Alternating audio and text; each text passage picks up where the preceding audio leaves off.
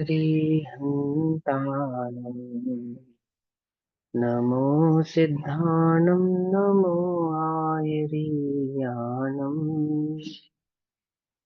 नमो वज्रायाणम् नमो लोये सहस्राहुणम्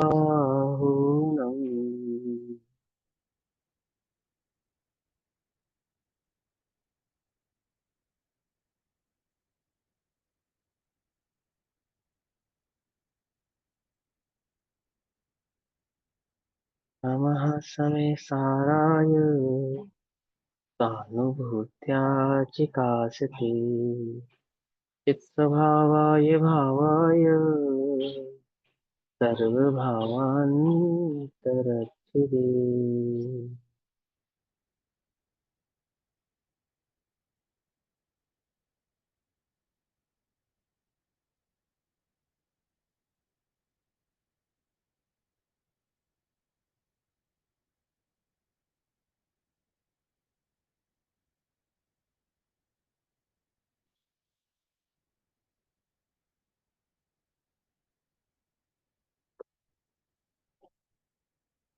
अपनी दोपहरकालीन कक्षा का विषय चल रहा है श्री समय सारजी ग्रंथ। श्री समय सारजी का स्वाध्याय हम सभी आचार्य अमरचंद्र देव द्वारा रचित आत्मख्याति टीका के माध्यम से कर रहे हैं। आत्मख्याति टीका ज्ञाता ज्ञेय प्रज्ञापन भी इसको कहते हैं। पेज नंबर 605 है और कलश नंबर चल रहा है 259, 259 नंबर का कलश। भाव चल रहा है कि आत्मा स्वभाव से अस्तित्व रूप है और आत्मा का पर भाव में नास्तित्व है। समझे ना, मेरा प्रभाव में नास्तित्व है, इसलिए पर के आधार से मैं होता नहीं हूँ। ज्ञान में पर ज्ञेय झलकने पर आने पर भी ज्ञेयों के आधार से ज्ञान का स्वभाव अर्थात ज्ञाता का स्वभाव नहीं है। ऐसे ज्ञान ज्ञेय प्रज्ञापन के माध्यम से ज्ञाता मात्र आत्मा को कहकर त्यागवाद के आधार से आत्मा में अनेकांत तत्व की सिद्धि कर रहे हैं। ज्ञान मात्र कहते हुए भी। भाव चल रहा है 259 नंबर का कलश। 258 में स्वभाव समझाया। अब 259 में आत्मा की परभाव में नास्ती है, मेरी परभाव में नास्ती है, उस भाव को समझेंगे। अध्यास्यात्मनि सर्वभाव भवनम् क्रोध स्वभावच्युतः सर्वत्राप्य निवारितो गत भयः कैरम पशुः क्रीडति याद्वादी तु विशुद्ध एव लसति तस्य स्वभावं हरा दारुण्यः परभाव भाव विरह व्यालोक्य निष्कंपिता। लोकालोक झलकने पर भी कैसा निष्कंपित है। ठीक, क्या कहते हैं? पशु अर्थात अज्ञानी, एकांतवादी, वस्तु स्वरूप को नहीं जानने वाला वह एकांतवादी सर्वभाव भवनम आत्मनि अध्यास से शुद्ध स्वभाव चयुतः अर्थात सर्वभाव रूप भवन का जो जितना भी परद्रव्य विराजमान है, उपस्थित है। सर्व यानी सारा जगत, तीनों लोग। भाव रूप यानी कि अस्तित्व रूप। भवन का अर्थात परिणमन करता हुआ आत्मा में यानी कि मेरे भीतर अध्यास करके। ये तीनों लोक कैसा है? ये तीनों लोक मुझ पे व्यापक है और मैं तीनों लोकों में व्यापक हूं। यानी सारे जगत में क्या है? सिर्फ मैं ही मैं हूं। सारे जगत का जो उपस्थित है वो किसके कारण है? मेरे कारण है। अर्थात मैं पर रूप हूं। ऐसा मैं और पर करके नहीं, मैं ही हूं। ये तीनों लोकों में क्या है कि सिवाय मेरे और कुछ नहीं है। जैसे कहा ना कि ज्ञान में ज्ञान के सिवा और कुछ नहीं है, ज्ञान में ज्ञान के सिवा और कुछ नहीं है। अब इस भाव को नहीं समझने के कारण ज्ञान और ज्ञेय के स्वभाव को, भिन्नता को ना पहचानता हुआ ज्ञान में झलकने वाले जितने भी ज्ञेय हैं उन सबको क्या मान रहा है? ज्ञान मान रहा है। और ज्ञान मान के उसमें अध्यास यानी कि उसमें स्वच्छंद होकर प्रवृत्ति कर रहा है। मैं तो ज्ञान का ही भोग कर रहा हूँ। आत्मा तो ज्ञान के सिवा किसी का भोग करता ही नहीं। आत्मा ज्ञान के सिवा तो कुछ नहीं कर सकता ना। आत्मज्ञानम स्वयं ज्ञानम ज्ञानाद अन्यत करोति, किन ज्ञान के सिवा तो कुछ नहीं कर सकता। तो आत्मा ने जो भी किया, यानी कि परभाव की आसक्ति को भी परभाव ना जानकर क्या कर रहा, कह रहा है मैं तो ज्ञान कर रहा हूँ बस, और कुछ नहीं कर रहा हूँ। सारे लोक का भोग करता हुआ क्या मानता है कि मैं सारे लोक का ज्ञाता हूँ। अब भोग कर रहा है या नहीं कर रहा है, कि शक्ति की अपेक्षा, स्वभाव की अपेक्षा से तो कर नहीं सकता, एक द्रव्य दूसरे द्रव्य का भोग नहीं कर सकता। परंतु ज्ञान में जो ज्ञेय भाव झलकते हैं, उन ज्ञान और ज्ञेय की भिन्नता को नहीं पहचानता हुआ, ज्ञान में सिवाय ज्ञेय ज्ञान के अन्य कुछ नहीं है ऐसा मानता हुआ, समस्त लोक को ज्ञान मानता हुआ स्वच्छंद रूप से प्रवृत्ति करता है। जैसे राजा अपने राज्य में स्वच्छंद रूप से प्रवृत्ति करता है जैसे राजा अपने राज्य में कहीं पे भी आ जा सकता है, कोई रोक टोक नहीं है। छह खंड की विभूति का मालिक जो चक्रवर्ती है, छह खंड में कहीं पे भी आ जा सकता है। जा सकता है नहीं जा सकता है? जा सकता है ना। जाते हुए भी स्वच्छंद प्रवृत्ति नहीं करता है। दो प्रकार के राजा होते जगत में, एक मर्यादित राजा, एक अमर्यादित राजा। अमर्यादित राजा कौन है? कि छह खंड की विभूति का मालिक होकर भी अंश मात्र को भी अपनी मर्यादा का उल्लंघन नहीं करता। क्या मर्यादा का उल्लंघन नहीं करता?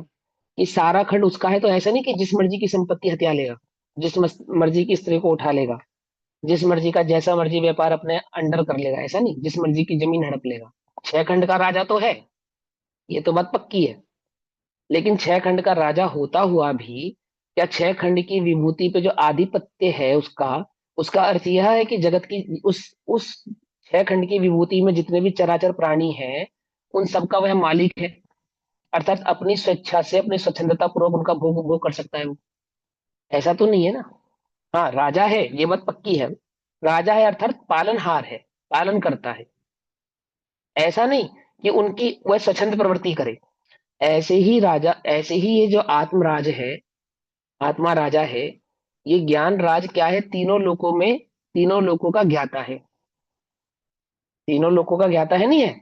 लेकिन ज्ञाता होने का अर्थ ये नहीं है कि वो स्वच्छंद प्रवृत्ति करे, अर्थात लोक की समस्त सामग्री में भोग बुद्धि रखे। अर्थात ये भावना रखे कि जहां पे भी मेरी दृष्टि जाती है, अर्थात जितना भी मैं लोक को देखता हूँ, उस सारे लोक का मैं ही मालिक हूँ। मालिक किस प्रकार से? कि ज्ञान के सिवा अन्य पर की कोई सत्ता नहीं है। पकड़ में ही नहीं, पकड़ में ही। जैसे कहते हैं ना कि भैया बताओ आपकी मेरी धरती की सीमा कहाँ तक है? बोले जहां तक तुम्हारी दृष्टि दौड़ती है, जो भी तुम्हारी दृष्टि में आ जावे ना, इस धरती का जितना भी हिस्सा, सब मेरा समझना। भाई बस समझ में नहीं आई। ऐसे ही ज्ञान क्या मानता है कि जितना भी मेरे ज्ञान में झलक रहा है, सब मैं ही हूँ, मुझसे कुछ अलग नहीं है। और ये बात नहीं समझ में आई। और ऐसा मानकर ज्ञान की स्थापना कर कर, ज्ञेयों में ज्ञान की स्थापना कर कर किसका भोग कर रहा है? किसका भोग कर रहा है? बोलो। अब ध्यान से समझना, तो गेहूं ज्ञेयों का का कर रहा है। भोग कर रहा है। है ना, हाँ, गेहूं का उपचरित भूख। कथन है। ये आसक्त है, ये आसक्त है। पकड़ में ही, मतलब पकड़ में ही। और क्या नहीं, क्या एक द्रव्य दूसरे द्रव्य का भोग नहीं कर सकता? एक द्रव्य दूसरे द्रव्य का भोग नहीं कर सकता। आत्मा पर द्रव्य का भोग नहीं कर सकता, परंतु वो जो भोग बुद्धि है ना उसकी, ये लुब्धता है जो उसकी, ज्ञ आसक्तता है, उसको क्या कहा? कि ज्ञान में झलकने वाले समस्त ज्ञेयों को ज्ञान मानकर, ज्ञान मानकर उसमें आसक्त हो रहा है। आसक्त हो रहा है अर्थात स्वच्छंद प्रवृत्ति कर रहा है। क्या मानता हुआ? कि मैं तो सिर्फ ज्ञाता हूं, मैं तो सिर्फ ज्ञाता हूं, मैं तो सिर्फ ज्ञाता हूं। पंडित बनारसी दास जी की जीवनी में क्या आता है? कि वो कहते हैं हम तो बस ज्ञाता है, ऐसा मानकर। आत्मा तो ज्ञान के सिवा कुछ नहीं कर सकता, ऐसा मानकर कैसी प्रवृत्ति हो गई थी उनकी? स्वच्छंद प्रवृत्ति करने लगे थे, है ना। करनी को रस मिट गयो। करनी को रस मिट गयो मतलब हित अहित, विवेक आदि प्रज्ञा आदि की तो कोई खबर नहीं है, विवेक अविवेक का तो कोई ख्याल रहा नहीं। क्या करने योग्य है और क्या करने योग्य नहीं है, क्या होने योग्य है, क्या होने योग्य नहीं है, गुण स्थान प्रमाण कैसी योग्यता है, उसका तो कोई ध्यान रहा नहीं। तो करनी को रस मिट गयो। करनी माने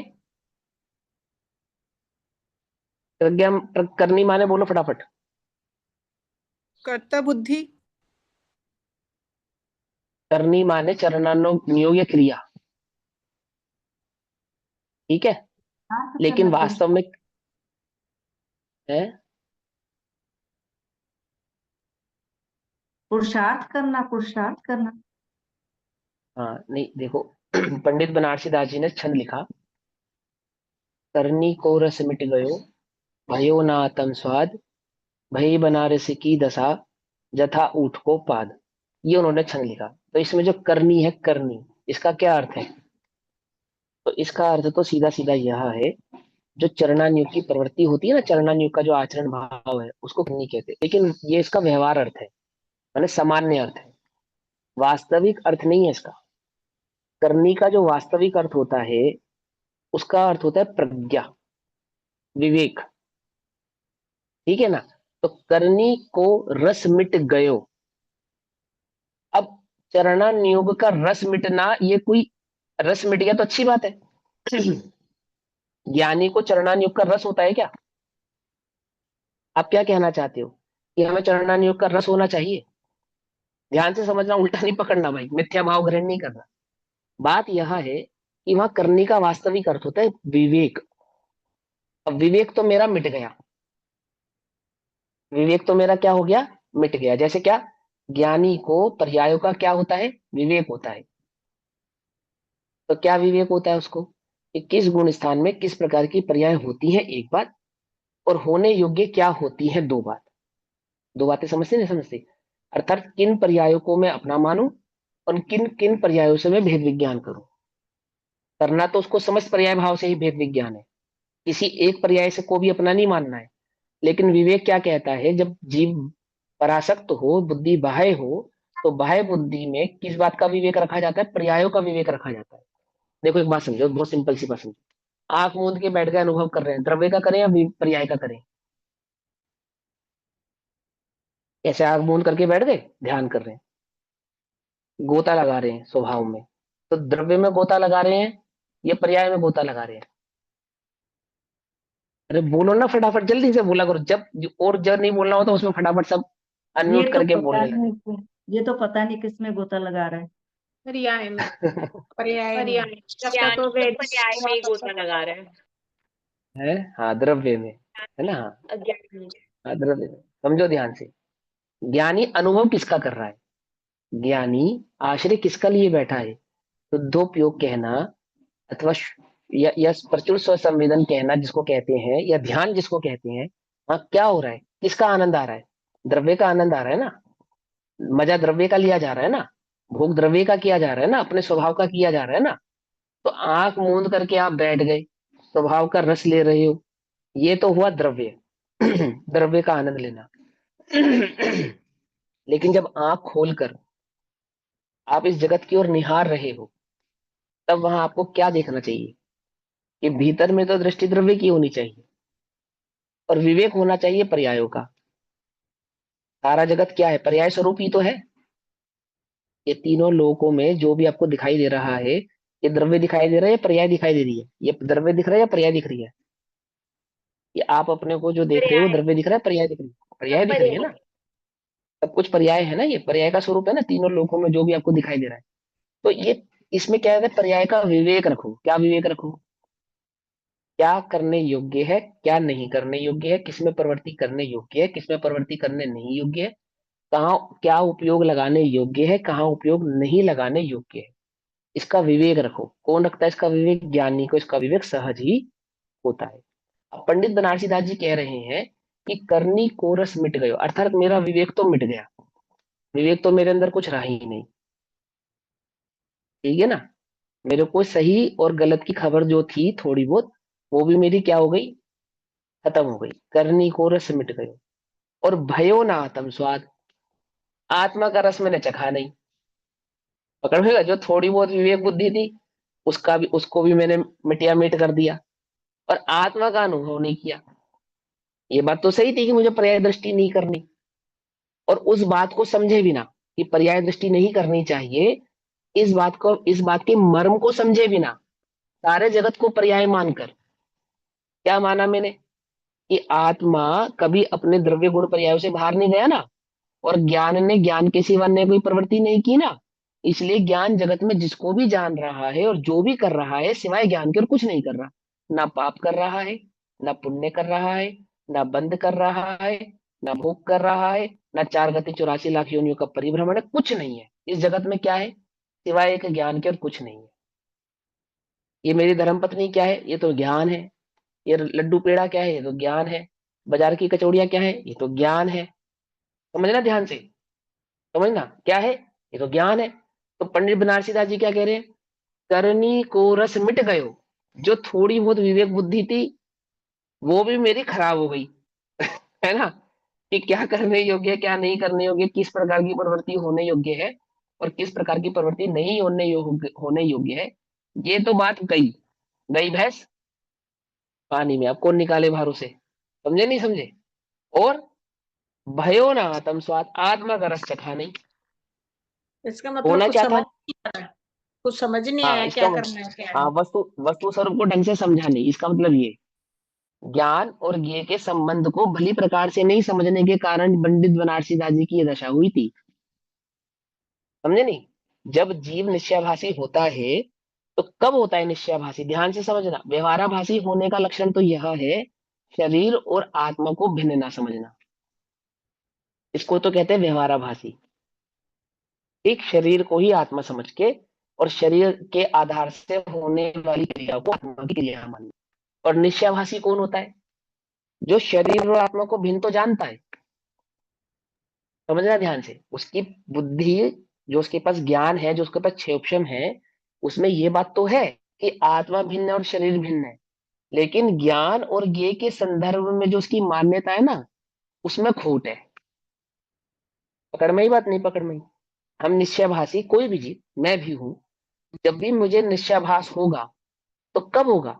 जब मैं वस्तु स्वरूप में वास्तविक ज्ञान और ज्ञेय की सिद्धि नहीं कर पाऊंगा, ज्ञाता और ज्ञेय के भाव को भली प्रकार से नहीं समझूंगा, तब तब मेरे चित्त में जो भी भास होगा ना, ज्ञान के संदर्भ में, आत्मा के संदर्भ में, वो टोटल का टोटल निश्चयाभास होगा। आई बात समझ में? नहीं समझ में आई? और बिल्कुल पक्की, ऐसे ही कोई अपन से बताऊंगा, ऐसा नहीं, तर्क तर्क से समझाऊंगा आपको, आगम से समझाऊंगा। ठीक? क्या कहते हैं? जब जीव, अध्यात्म तो पढ़ लिया उसने, मैं आत्मा हूं ये तो सीख लिया उसने, मैं ज्ञाता दृष्टा हूं ये तो सीख लिया उसने। अब सारे तर्क पढ़ो, किसके? निश्चयभाषी के तर्क पढ़ो आप। कहाँ पढ़ोगे? पंडित टोडरमल जी ने लिखा ना, लिखा ना। हाँ, सातवें अधिकार में पंडित टोडरमल जी ने निश्चयभाषी के स्वरूप का जो वर्णन किया, उसमें निश्चयभाषी के तर्क पढ़ो कि वो क्या तर्क दे रहा है। और उसके जितने भी आप तर्क पढ़ोगे ना, आप ये पाओगे कि वो ज्ञान और ज्ञाता, सॉरी, ज्ञाता और ज्ञेय, तो ज्ञाता और ज्ञेय के बीच के संबंध की संधि को भली प्रकार से नहीं समझने के कारण क्या हो गया उसको? निश्चयाभास हो गया उसको। क्या सा निश्चयाभास हो गया? कि वह ये बात नहीं समझ पाया कि ज्ञान ज्ञाता ज्ञेय को जानता तो है, ये बात तो सही है, और ज्ञान ज्ञेय का करता नहीं है, ये बात भी सही है।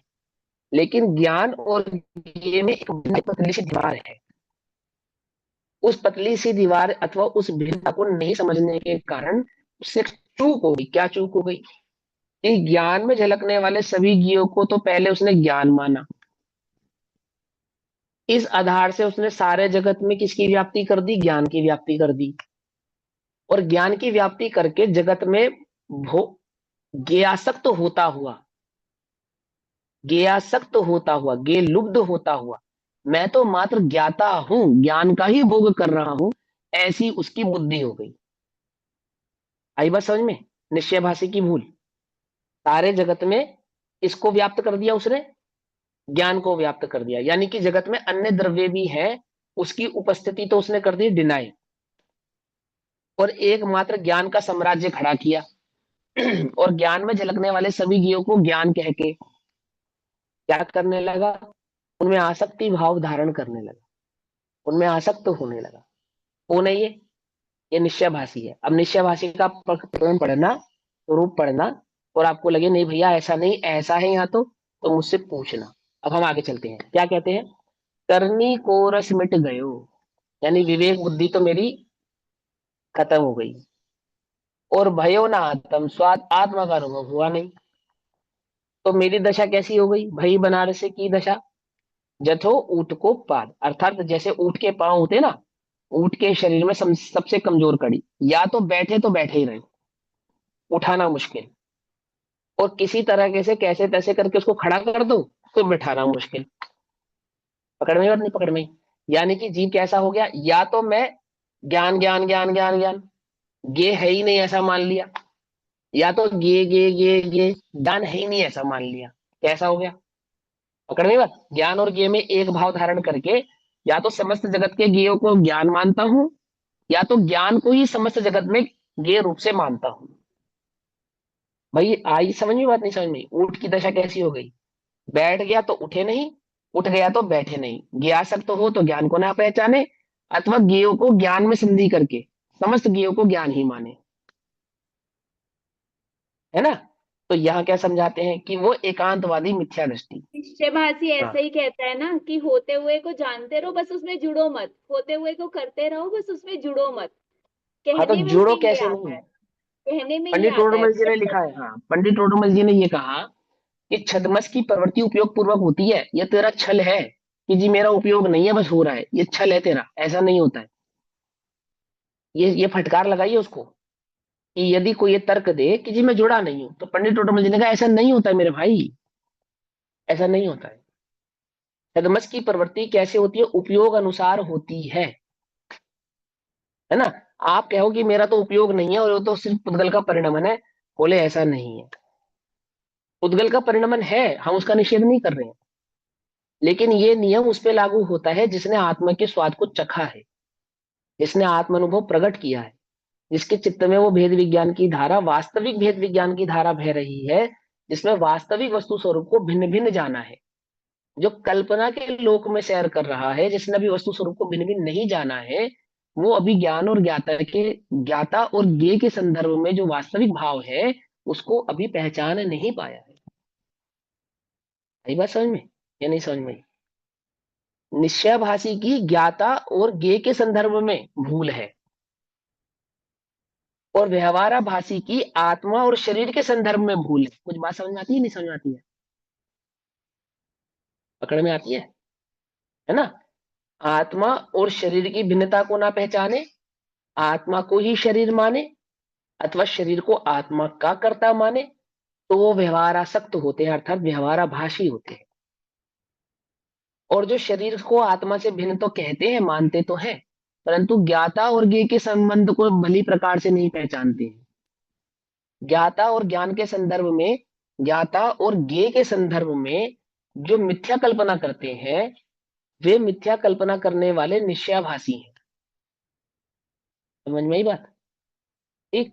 अब यहाँ यहाँ पे जो आचार्य देव समय सार जी में जिस निश्चयभासी की बात कर रहे हैं ये निश्चयभासी कौन है, अथवा ये मिथ्या दृष्टि कौन है?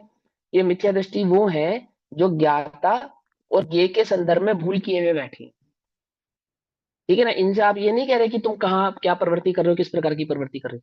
इनकी स्वच्छंदता का कारण भी क्या है कि वस्तु स्वरूप में आत्मा और आत्मा के ज्ञान स्वभाव की सही प्रकार से इन्होंने क्या नहीं की, सिद्धि नहीं की। और क्या मान लिया इन्होंने ज्ञान के संदर्भ में? तो ये जो समझो नास्तिक के कलश में ज्ञान के संदर्भ में ये जो मिथ्या दृष्टि, अनादि मिथ्या दृष्टि, एकांतवादी पशु, ये क्या मानता है 606 नंबर के पेज पे? इस सर्व भाव रूप भवन का, अर्थात इस जगत में जितने अन्य द्रव्य हैं, जितने भी द्रव्य हैं, और इनका जो भी परिणमन हो रहा है, अर्थात जगत में जो भी मेरे ज्ञान का विषय बन रहा है, और जिस भी प्रकार से बन रहा है, भाव रूप यानी कि उपस्थित रूप, और भवन का यानी कि परिणमन का। दो बातें समझ में आ गई? जिनका भी अस्तित्व है और उस अस्तित्व का जो भी परिणमन हो रहा है, कैसा है वो? उसका आत्मा में अध्यास करके, अर्थात आत्मा ही है। ये सारा जगत क्या है? ज्ञान ही है, आत्मा ही है, मैं ही हूं। जो भी मेरे जानने में आ रहा है और जो भी जगत का परिणमन हो रहा है, ये बेसिकली क्या हो रहा है? बोले ज्ञान का ही परिणमन हो रहा है और कुछ नहीं हो रहा है ना? ऐसे ही हो रहा है ना? सिवाय ज्ञान के और ज्ञान के परिणमन के इस जगत में कुछ नहीं हो रहा है। तो क्या करें? आत्मा में अध्यास करके। अब ब्रैकेट में देखो क्या लिखा है, अर्थात आत्मा यानी कि ज्ञान स्वभावी आत्मा मैं जो हूं ना, तो मैं अपना और सर्व ज्ञेय पदार्थों के, यानी कि उस ज्ञान में झलकने वाले जितने भी ज्ञेय पदार्थ हो गए, जितने भी उसकी सामर्थ्य झलकाने की, है ना, वो जो भी उसके ज्ञान का विषय बन रहा है, उन ज्ञेय पदार्थों के भाव रूप है ऐसा मानकर, अर्थात मैं आत्मा ही है ऐसा मानकर, ज्ञान में झलकने वाले जितने भी ज्ञेय हैं वे वास्तव में ज्ञेय नहीं है, वे तो आत्मा ही है ऐसा मानकर, तो क्या करता है, शुद्ध स्वभाव से च्युत होता हुआ, अर्थात शुद्ध स्वभाव को छोड़ता हुआ, अपने ज्ञाता स्वभाव को छोड़ता हुआ, ज्ञाता अपने ज्ञान स्वभाव को छोड़ता हुआ, ठीक, अनिवार्य अनिवार्यतः सर्वत्र अपि अपि स्वैरम गत भयम भय क्रीडति, क्रीडति माने खेलता है, विहार करता है, सैर करता है, इसमें अनिवार्यता सर्वत्र अपि स्वैरम गत भया, अर्थात किसी पर भाव को शेष रखे बिना, एक भी पर भाव को छोड़े बिना, अर्थात एक भी गे को छोड़े बिना, किसी भी गे को नहीं छोड़ा उसने, पर भाव यानी कि किसी भी गे को नहीं छोड़ा उसने, एक भी गे नहीं छोड़ा, जगत का परमाणु मात्र भी उसने क्या करा, छोड़ा नहीं, और क्या कर दिया उसके उन सभी पर भावों में स्वच्छंदता पूर्वक, स्वच्छंदता का कैसे, स्वच्छंदता पूर्वक, जैसे वो होता है ना अन्यायी राजा, जगत में सभी स्त्रियों पे अब मेरा अधिकार, जगत की समस्त संपत्ति पे मेरा अधिकार, सारी धरती पे मेरा आधिपत्य, मेरा मन करेगा तो तुम्हारा घर तोड़ के अपना महल बना लूंगा, समझे या नहीं समझे, तुम्हारी संपत्ति तुम्हारी नहीं मेरी है। अब ये बात तो सही है कि वो राजा है, लेकिन वो अन्यायी राजा है, ये बात तो सही है, जीवराज है और लोकालोक को जानने वाला है, लेकिन परमाणु मात्र को भी अपना माने, क्या कहा, कोई बात समझे नहीं, बोले नहीं, ये जीवराज का स्वभाव नहीं है। वास्तविक जीवराज कौन है, तीनों लोगों के स्वामी है ना भगवान, है नहीं है, तीनों लोग के नाथ, परमाणु मात्र को भी अपना नहीं जानते। आई बात समझ में, कैसे राजा है वो, हम भी राजा है वो भी राजा है, मम स्वरूप है सिद्ध समान, वो सिद्ध राजा है तो हम भी राजा है ना, मम स्वरूप है सिद्ध समान, लेकिन वो कैसे राजा है, वो न्यायी राजा है हम अन्यायी राजा है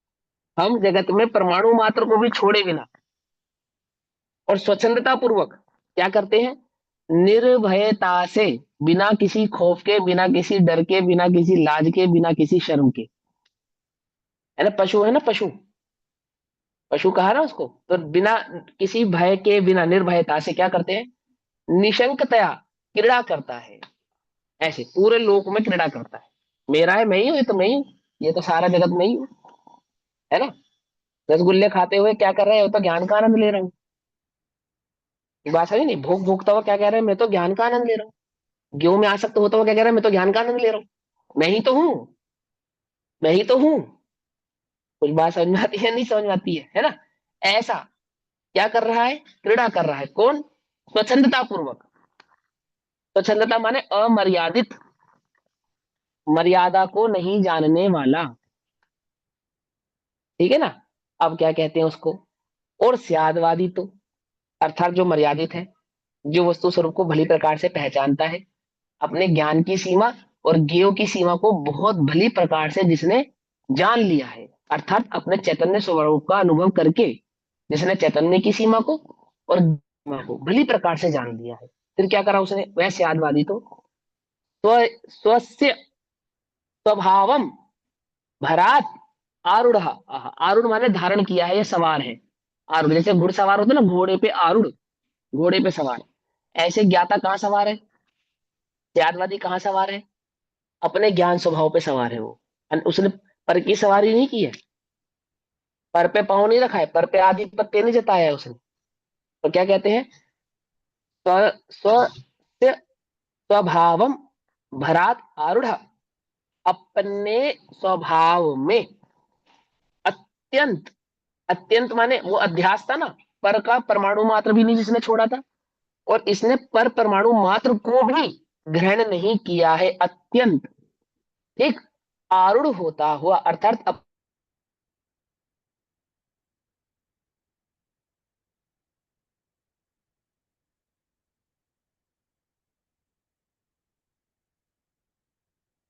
आरूढ़ है, आरूढ़ नेट है, चला गया था।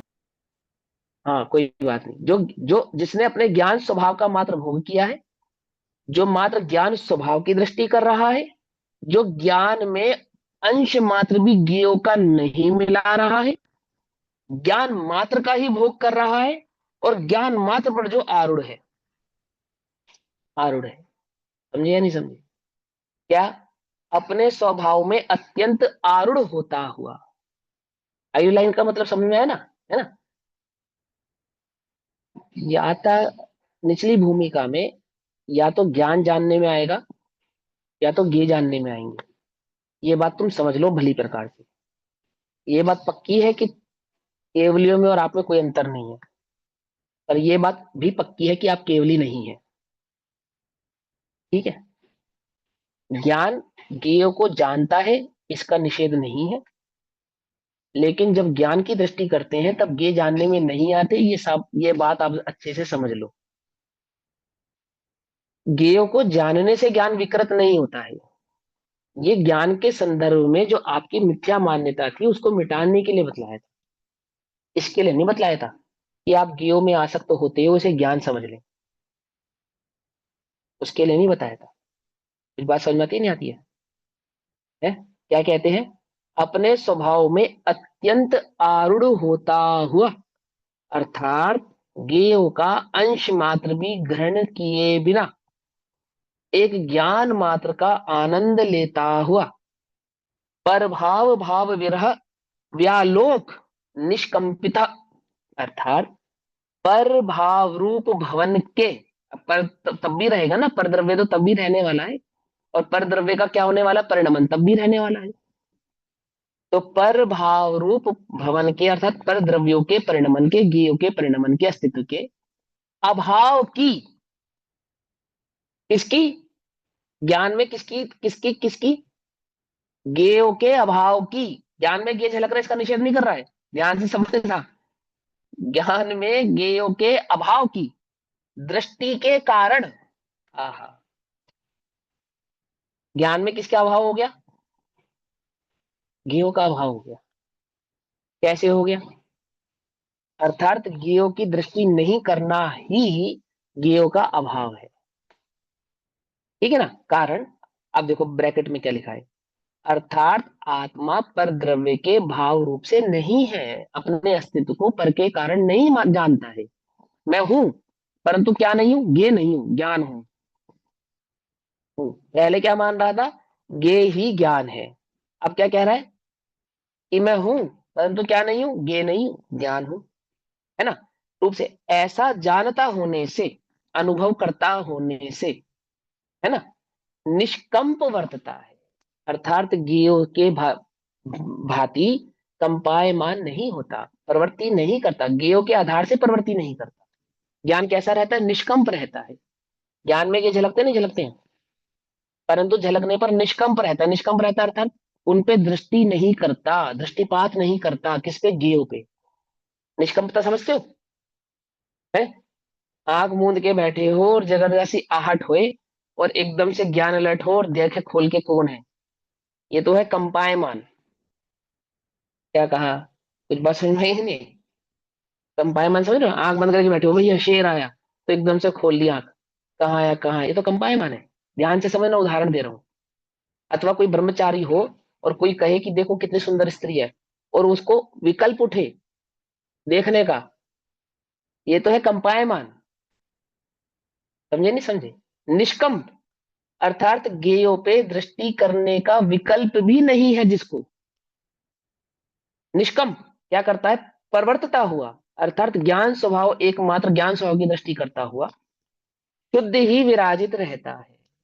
ये बात जानता है, कौन जानता है, स्यादवादी जानता है, ज्ञान के स्वभाव को जानता हुआ, ज्ञान के स्वभाव में ऐसा विशुद्ध एवं लसती, लसती, है ना, विराजित रहता है। भावार्थ देखो, एकांतवादी सभी पर भावों को निज रूप जानकर, अर्थात ज्ञान में झलकने वाले सभी ज्ञेयों को ज्ञान जानकर, अभी बस समझ में, इसका सीधा सीधा अर्थ ये है।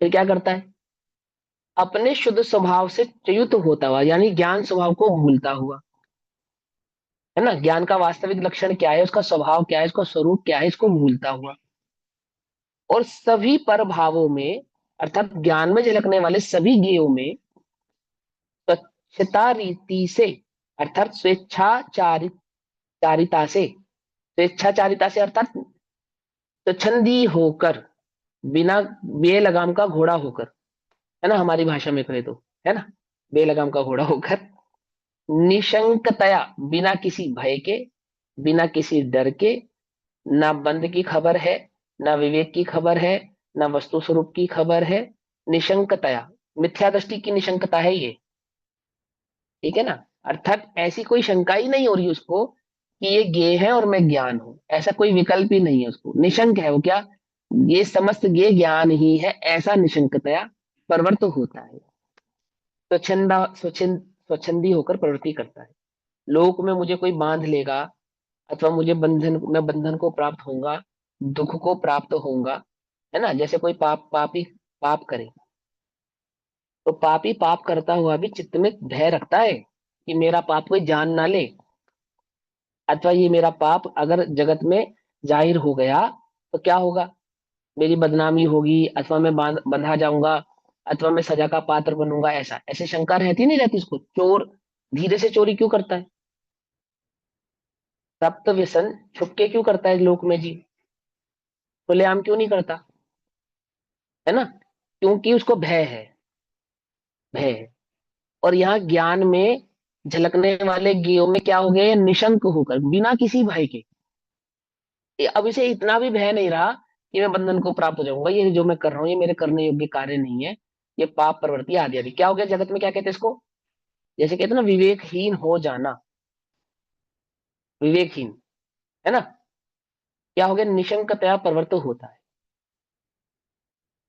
और स्यादवादी तो, अर्थात वस्तु स्वरूप को जानने वाला, स्यादवादी माने स्यादवाद से कहने वाला नहीं, वस्तु स्वरूप को जानने वाला, स्यादवादी माने वस्तु स्वरूप को जानने वाला। तो पर भावों को जानता हुआ भी उसका निषेध नहीं है। ज्ञान में ज्ञेयों का निषेध करने का अर्थ ये नहीं है कि ज्ञान ज्ञेयों को नहीं जानता है, इसका निषेध, इसका अर्थ ये नहीं है। हाँ, ज्ञान में ज्ञेय नहीं है इसका निषेध है। तो पर भावों को जानता हुआ भी फिर क्या करता है, अपने शुद्ध ज्ञान स्वभाव को, अर्थात ज्ञेयों से भिन्न उस ज्ञान स्वभाव को जिसमें ज्ञेयकृत अशुद्धता नहीं आई है, ऐसे शुद्ध ज्ञान स्वभाव को सभी पर भावों से भिन्न अनुभव करता हुआ, अर्थात ज्ञेयों से भिन्न अनुभव करता, मात्र ज्ञान स्वभाव का अनुभव करता हुआ, ज्ञेयों का अनुभव करता हुआ नहीं, समझे। देखो जब ज्ञान में ज्ञान का अनुभव होगा तो ज्ञान अनेक प्रकार से अनुभव में आएगा या एक प्रकार से अनुभव में आएगा। प्रश्न ये है कि ज्ञान में जो अनेक प्रकार है वो ज्ञान के कारण है या ज्ञेयों के कारण है। पहला प्रश्न तो ये है, ज्ञान में अनेक प्रकार है ना, कि हाँ है। तो ज्ञान के अनेक प्रकारों का जो कारण है, कारण वो कौन है, दो उत्तर दो, इसके दो उत्तर हैं, इसके निश्चय से भी दो ना, व्यवहार से भी देना। निश्चय से तो जीव का अज्ञान ही है। तो केवल एक ज्ञान में भी तो स्वपर अनेक ज्ञेय प्रकाशक झलक रहे हैं, शक्ति के अज्ञान के कारण कारण है। है, एक तो स्वपर प्रकाशक शक्ति के कारण है जो ज्ञान वो ज्ञेय में। स्वपर प्रकाशक शक्ति के कारण है जो चलो ठीक है, झलक और रहे हैं। दूसरा, हाँ और ये तो निश्चय आ गया, और व्यवहार, अनेक रूप ज्ञान में ज्ञेय झलकते हुए भी ज्ञान तो ज्ञान ही है। नहीं जैसे वो ज्ञान हमने में, एक और अनेक का पढ़ा था ना, एक और हाँ अनेक समझो कोई वाला। बात नहीं, मेरा शायद आप प्रश्न नहीं समझ पा रहे हो, मैं प्रश्न रिपीट करके खुद ही उत्तर दे देता हूँ, सुनो।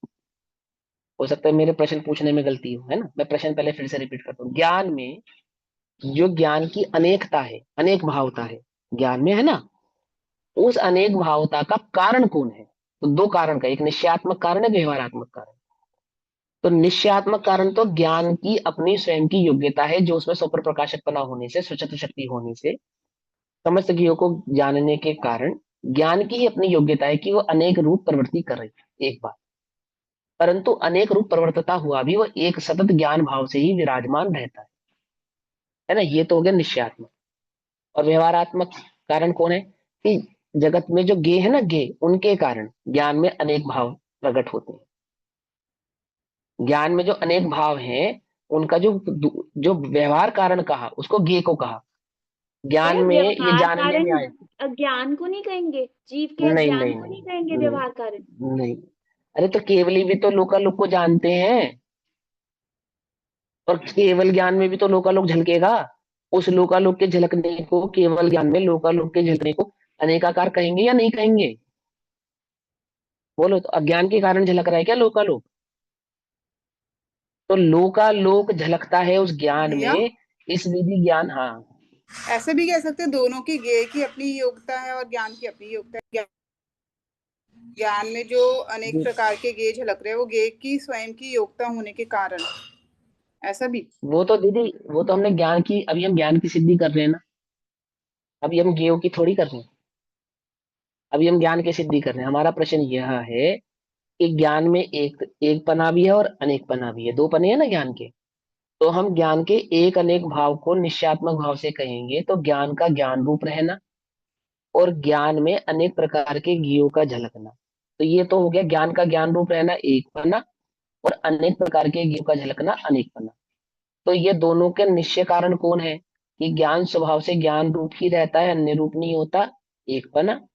और ज्ञान की अपनी स्वयंगत योग्यता के कारण, ऐसा स्वच्छत भाव होने के कारण, स्वपर प्रकाशक होने के कारण, वह ज्ञान की अपनी निजी योग्यता है कि वह लोकालोक को झलकाता है। और झलकाने के कारण वो क्या है, अनेक पने से कहा जाता है। ये उसका निश्चयात्मक भाव है, ध्यान से समझना सभी। अब इसी बात को व्यवहार से समझाएंगे कि ज्ञान में एक पना और अनेक पना। तो मति श्रुत अवधि मन परे आदि कहते हैं ना, व्यवहार भेद करते हैं ज्ञान की अनेक पन्ने से, करते नहीं करते?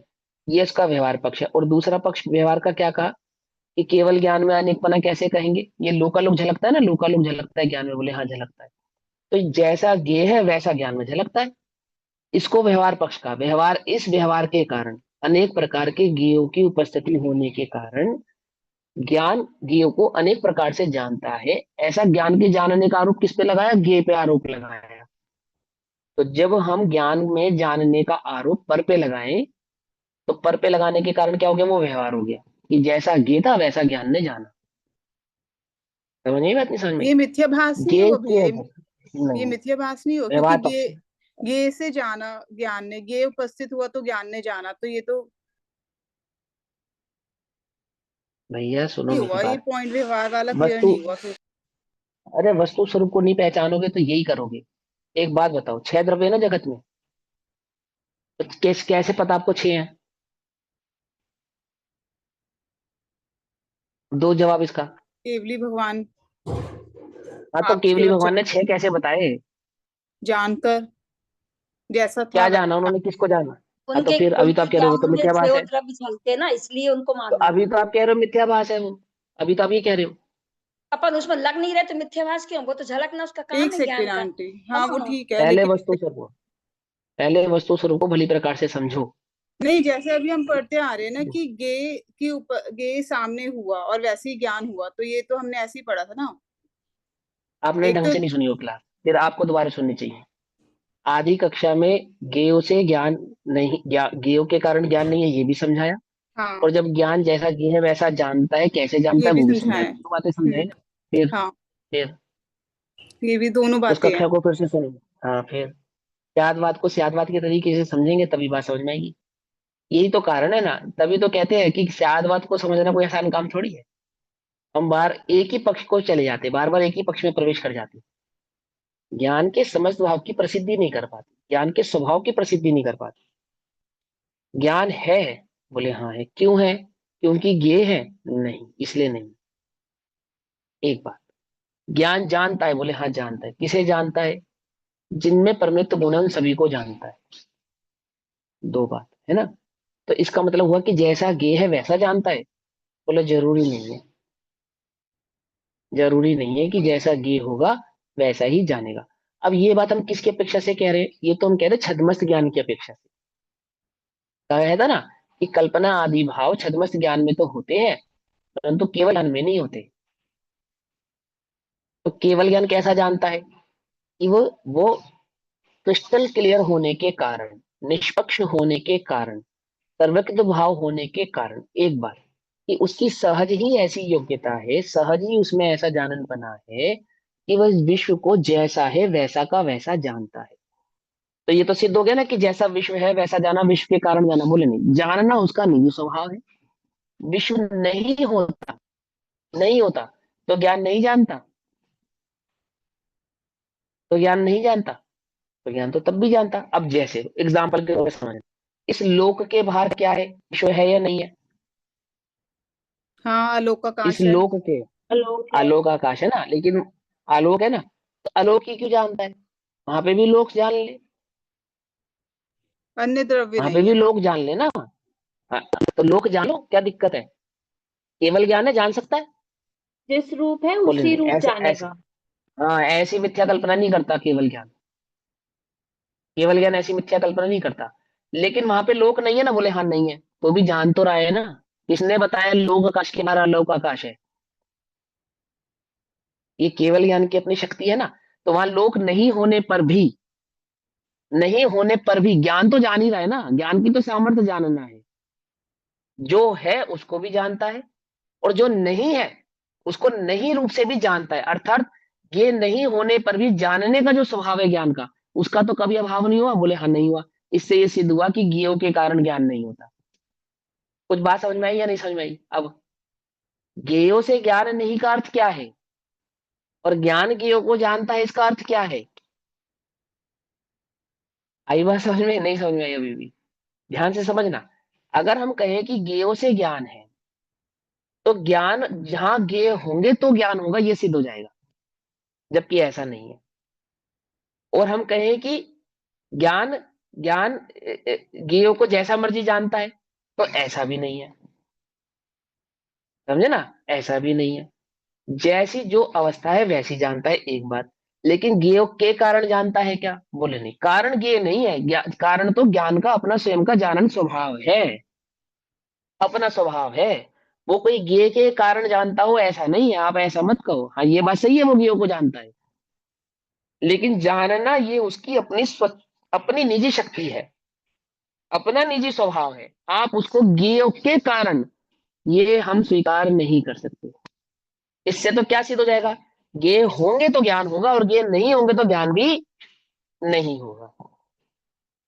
तो हम उदाहरण देते हैं। आप क्योंकि छदमस्त हो ना, आप उस बात को नहीं पकड़ पा रहे, तो हम छदमस्त का उदाहरण देते हैं कि देखो लोक में भूत है। बोले नहीं, ये तुम्हें दिखता है ना, तो ये ज्ञान की है ना, ज्ञान नहीं के कारण।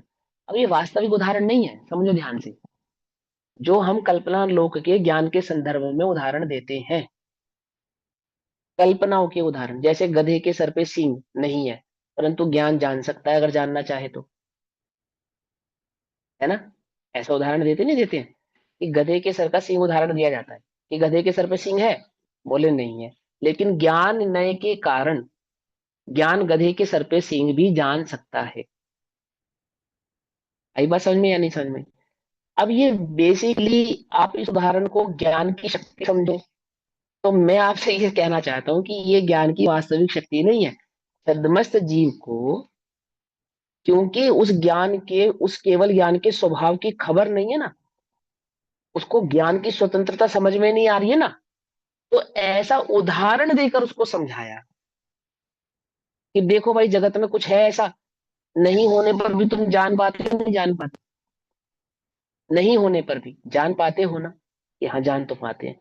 तो कैसे जान पाते हो? इसका मतलब ज्ञान में जानने की अपनी एक निजी शक्ति है या नहीं है? अब कोई यही अर्थ केवल ज्ञान पे लगा दे कि केवल ज्ञान जब जानेगा अनंत लोक, तो अनंत लोक भी जान लेगा या नहीं जान लेगा? बोलो। केवल ज्ञान अनंत लोक जानना चाहे तो जान सकता है या नहीं जान सकता? प्रश्न है मेरा। केवल ज्ञान अनंत लोक जानना चाहे तो जान सकता है या नहीं जान सकता? अभी तुम बंदर के सर पे सींग जानना चाहो तो जान सकते हो, नहीं जान सकते? पहला प्रश्न तो आप ही लोगों से है। जान सकते हो ना? अभी आंख बंद करो, देखो बंदर के सर पे सींग दिखाई देंगे नहीं दिखाई देंगे? बोलो। है नहीं, उसको कैसे जाने?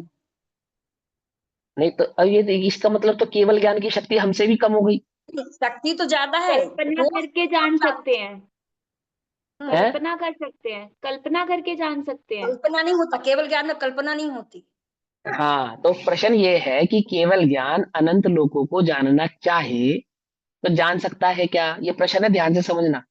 क्या ज्ञान उत्तर है की इसका? सामर्थ्य है ना, ज्ञान की सामर्थ्य जितना जैसा होगा उतना जान लेगा। केवल ज्ञान की तो सामर्थ्य जितनी होगी, अगर अभी तुम अनंत ज्ञान लोक के, का लोक होंगे तो भी तुम जान लेगा। ज्ञान के स्वभाव को पकड़ नहीं पा रहे, यही तो चक्कर है।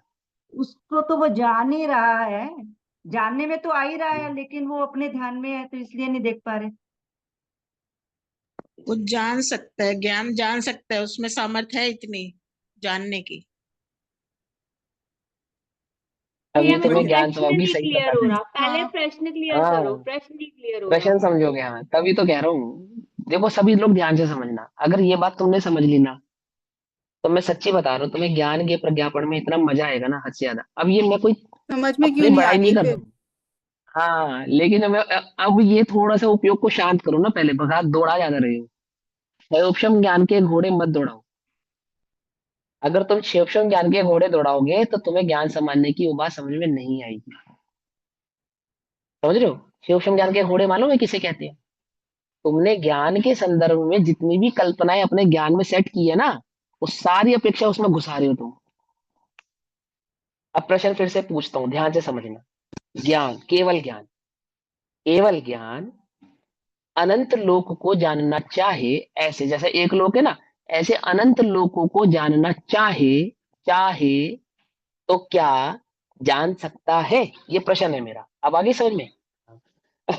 अब तुम ज्ञान स्वभाव से उसका उत्तर दो। भैया केवल ज्ञान पहले तो चाहता नहीं है, क्योंकि वो परिपूर्ण को हाँ, जानता है, परिपूर्ण पहली को बात तो ये कि जानता वो है। चाहता नहीं है। पहली बात तो ये है। सबसे पहला क्वेश्चन, सबसे पहली उत्तर तो ये है कि वो चाहता ही नहीं है। ये चाहना कहाँ से आ गई उसके अंदर? और चाहे तो वो जो अपूर्ण हो, वो तो अपने में पूर्ण है ना? एक बार, अब वो अनंत लोकालोक को फिर क्यों नहीं जानता? भैया मिथ्या कल्पना नहीं करता है केवल ज्ञान। मिथ्या कल्पना करना ही अज्ञानियों का काम है। अज्ञानी ने कल्पना करी ना देह में आत्मा की, केवल ज्ञान थोड़ी देह में आत्मा की कल्पना करता है।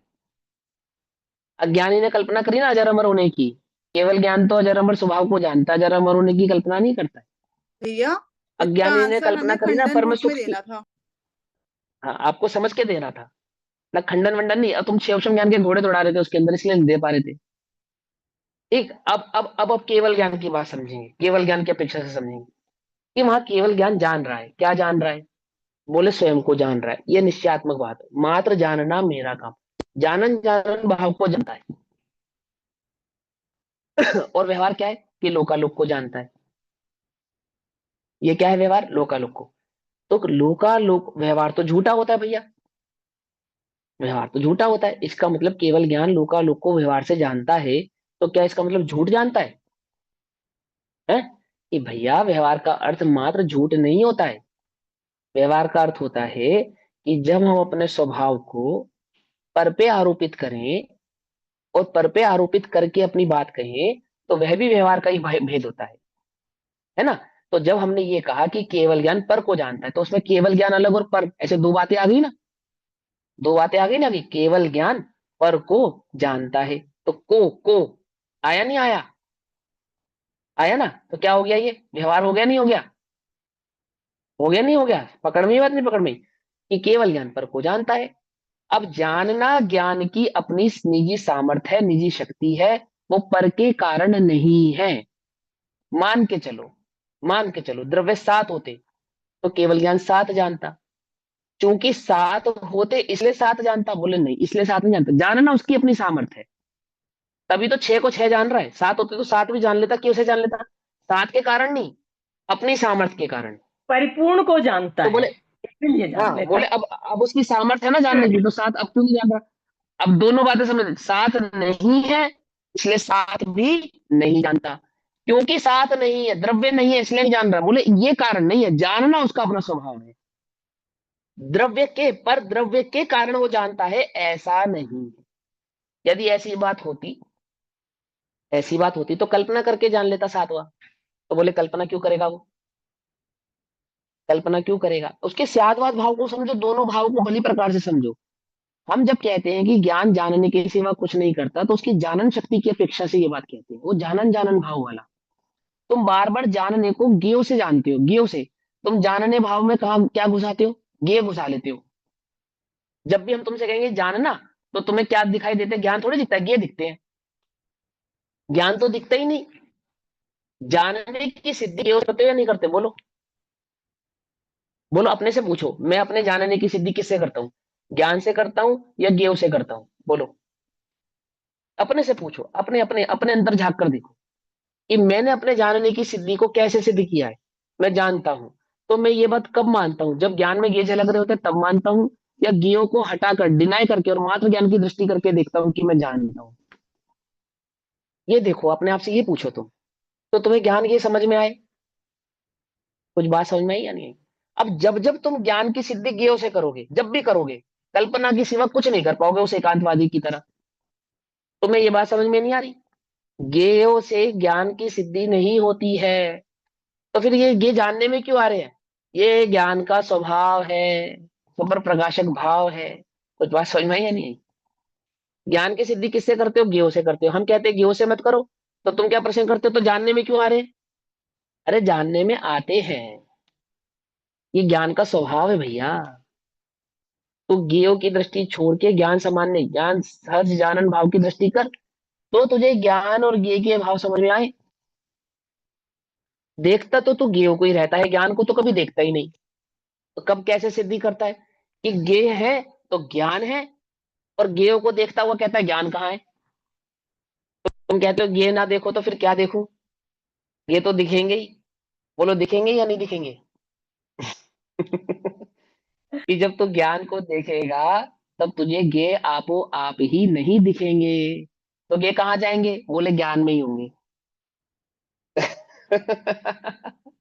ज्ञान में झलक रहे होंगे कि हाँ झलक रहे होंगे, और ज्ञान उन्हें जान रहा होगा कि हाँ जानने की अपेक्षा से ज्ञान भी रहा होगा।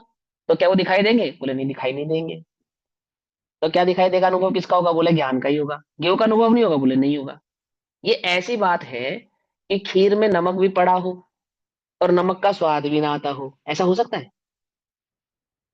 बोलो, खीर में नमक भी पड़ा हो और नमक का स्वाद भी ना आता हो, ऐसा हो सकता है? जल्दी बोलो फटाफट। अरे हो सकता है भैया, हो सकता हो है, तुम्हें यही हो नहीं पता। सकता है, हमारा उपयोग कहीं अलग हो तो हमें पता ही नहीं कि क्या डला है ऐसा क्या हो नहीं है। सकता है। हाँ, पंडित टोडरमल जी की खाने में नमक नहीं पड़ा था ना 6 महीने तक, पता लगा उन्हें? नहीं पता अगर लगा ना? हाँ, उपयोग क्यों नहीं पता लगा? खीर की मिठास से होगा तो हाँ, फिर नमक का स्वाद नहीं आएगा। नहीं पता चलेगा। सीधी सी बात है, उपयोग ज्ञान स्वभाव पे टिका होगा तो ज्ञेय का नहीं पता चलेगा। ज्ञेय वहां नहीं होंगे और ज्ञेय वहां होंगे, इसकी खबर ही नहीं होगी। खाने में नमक नहीं होने पर भी खाने के स्वाद में कुछ गड़बड़ नहीं होने वाली, क्योंकि स्वाद तो वो किसका ले रहे हैं? जहां उपयोग है उसका ले रहे हैं। ऐसे ही जो ज्ञान का स्वाद ले रहे हैं, उनके ज्ञान में ये है या नहीं है? बोलो, ये है? कहीं नहीं गए हैं, वहीं के वहीं है, वैसे के वैसे ही है। जैसे मिथ्यात्व अवस्था में झलक रहे थे वैसे के वैसे ही झलक रहे हैं। अरे भैया, अनुभव के काल में भी झलक रहे हैं। क्या कह रहे हैं? अनुभूति के काल में भी झलक रहे हैं, और वो उनको मालूम नहीं है कि हाँ उसका आनंद नहीं ले रहे वो। उस और दृष्टि नहीं है उनकी, उस और उपयोग नहीं है। ये उपयोग की सामर्थ्यता है। ज्ञान, ये झलकना, ये ज्ञान की शक्ति है, ये ज्ञान की स्वच्छता है। और ज्ञान का आनंद ना ले, ये आत्मा की अपनी निजी धारणा है, या आत्मा का अपना निजी उपयोग भाव है। नहीं ले रहा मैं ज्ञेय का आनंद, ले ज्ञान रहा हूं कला मैं है मात्र ये। ज्ञान का आनंद। ये ज्ञान ज्ञान कला कला है। है, चाहे तो ले हाँ, चाहे तो ना ले। ना ले। ये उसकी कला है। हाँ। लेकिन तुम डिनाय करके करोगे तो तुम स्वभाव को पहचानते नहीं हो। यदि तुम डिनाय करोगे तो क्या करूं उसके लिए? बोले ज्ञेयों का अभाव किए बिना ज्ञान में ज्ञेय झलकते हैं, सतत झलकते हैं, इसको स्वीकार करके ज्ञेयों की दृष्टि ना करता हुआ ज्ञान मात्र की दृष्टि कर। आगे बस समझ में क्या कहा? ज्ञेयों का ज्ञेयों का में हो गया, और ज्ञान में ज्ञेय झलकते हैं ये स्वीकार कर। दो बातें आगे समझ में। ज्ञेयों का बहिष्कार नहीं कर, ज्ञान में ज्ञेय झलकते इसको स्वीकार कर, और इस स्वीकार के बाद ज्ञेयों की दृष्टि ना करता हुआ ज्ञान मात्र का अनुभव कर। बोले ये है ज्ञान कला। आई बात समझ में या नहीं समझ में? है? एकांतवादी सर्व पर भावों को निरूप जानकर अपने शुचित होता हुआ सर्व पर भावों में स्वेच्छता रीति से निशंकतया परिवर्तित होता है, जबकि जो स्यादवादी है, वस्तु स्वरूप को जानने वाला है, वह पर भावों को जानता हुआ भी ठीक अपने शुद्ध ज्ञान स्वभाव को सर्व पर भावों से भिन्न अनुभव करता हुआ शोभित होता है। इस प्रकार पर भाव की अपेक्षा से नास्तिक का भंग 259 नंबर कलश में कहा। अब 260 नंबर के कलश में नित्य भाव को समझाएंगे। ठीक है, नित्य और अनित्य, नित्य 260 में और 261 में अनित्य भंग को समझाएंगे। सो अभी समय हुआ है, चर्चा कल करेंगे। तब तक के लिए सभी को जय जिनेन्द्र। ओम नमः सिद्धेभ्य। निज निधि निज में बताई, जहां अनंत उपकार है, उसके लिए जिनवानी माँ को वंदना शतबार। नमो